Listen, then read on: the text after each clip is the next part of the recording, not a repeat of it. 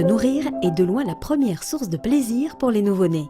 Plus tard, en grandissant, les enfants sont initiés aux notions d'équilibre alimentaire, de nutriments, de vitamines, de minéraux, et puis aussi de calories, d'énergie et même de poids.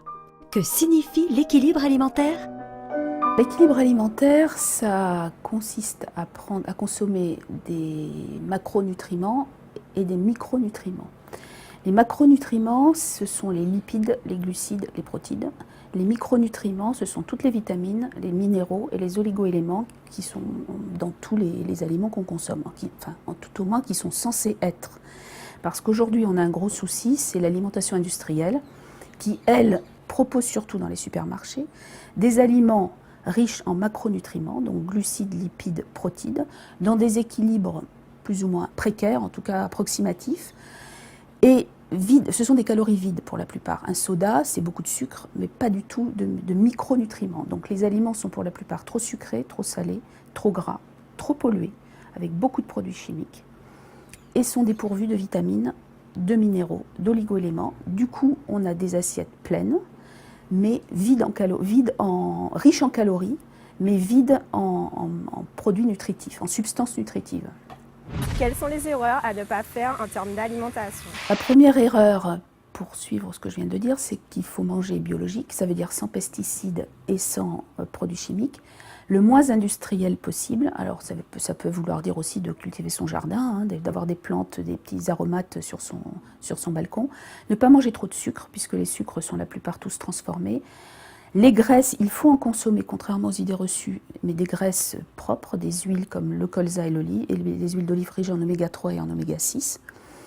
Éviter de consommer des graisses frites, des fritures, des produits laitiers, puisqu'ils sont très mal supportés par le tube digestif.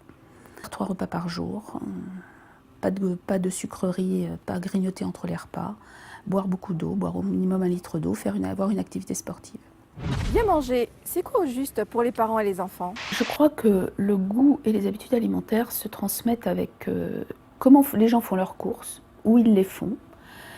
Si les parents donnent l'habitude aux enfants de ne pas plus pousser le chariot, mais d'aller chercher faire leurs courses dans des magasins biologiques, d'avoir leur petit jardin, de faire leurs poules, de faire leurs œufs, d'aller chez le voisin ou la voisine chercher leurs fruits, leurs légumes, déjà d'en parler de l'alimentation et de la qualité alimentaire, je crois que c'est très important. La cuisine aussi, il faut inciter les enfants à participer à la cuisine, il faut les inciter à cuisiner, il faut les inciter à partager le goût de l'apprentissage de la cuisine, c'est très important.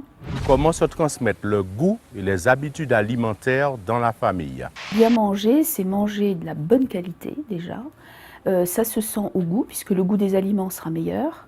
Ce sont des plats pas forcément compliqués, même des fois très simples, mais surtout le partager avec bonne humeur, avec plaisir, avec joie.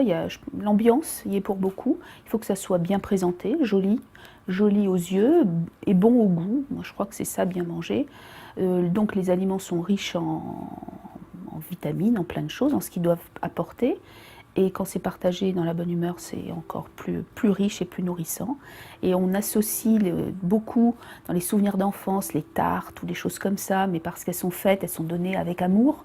Des repas partagés avec amour, c'est toujours bien meilleur, mais il faut que ça soit qualitatif. Il ne s'agit pas d'avoir plein de glace, plein de frites, plein de graisse, plein de choses comme ça pour que ça soit forcément bien mangé. Si vous et vos petits bouts souhaitez participer à l'émission, nous écrire à matete@orange.fr.